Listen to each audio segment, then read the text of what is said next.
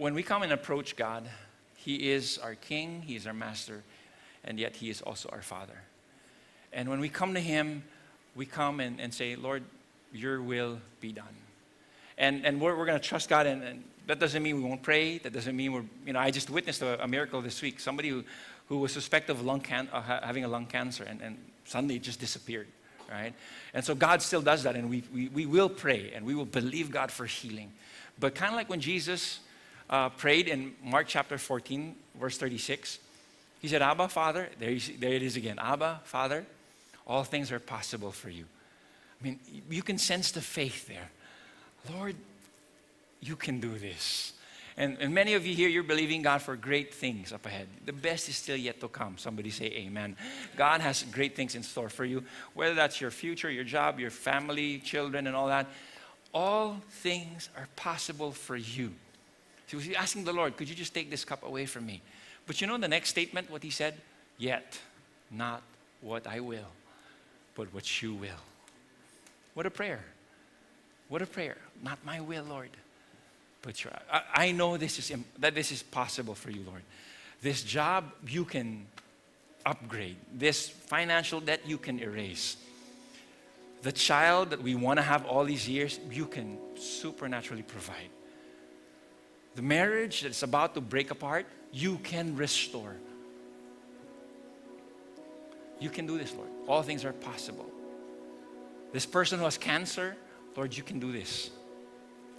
All things are possible for you. But Lord, at the end of the day, I submit to your will. I submit to your will. You know, I was in a funeral this week. BJ Lego, some of you might know her. Her father died, and I did a funeral. And part of the message I shared, I said something like, you know, when, again, as a kids pastor, I was asked this question also. A child asked me and said, Pastor Paulo, can I not just live forever? Can I not just, why do I have to get sick? And if I get sick, can God not just heal me and I'm always healed, always, always, always? And how many of you know that's not an easy question to answer? And so I said, let me put it this way. Let's say, you know, the Louvre, the museum, asks you to paint a painting, right? A masterpiece of your own.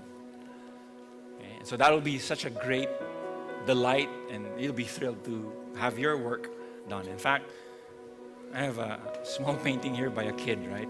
So let's say this would be the painting, okay? Ice cream. And so let's say you make your masterpiece ready to go to the Louvre, right? And so, but after you're done, you have it transported, but somehow the guy who transported it wanted to have coffee. And so while transporting it, he drinks his coffee and smudges the masterpiece that you had. Now, would you want your masterpiece to be displayed at the Louvre? No. What you want to do is to get that thing again, retouch, and do a restorative work on that masterpiece. You know what I said? You are God's masterpiece. And since the fall, when Adam and Eve ate that fruit, that smudge, the Bible calls that sin. And because of that sin, you and I, from day one, God had to do a restorative work, a rescue mission of sorts, so that you and I today could become and be restored into the original masterpiece He designed us to be. You ask the question, can I be healed and can I just stay living forever? Not in this state. Because our hearts are depraved, our bodies are fallen. Lazarus was raised from the dead. How many of you know he had to die again?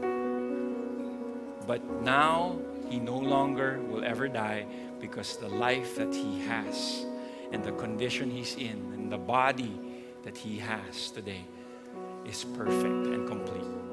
So that you and I today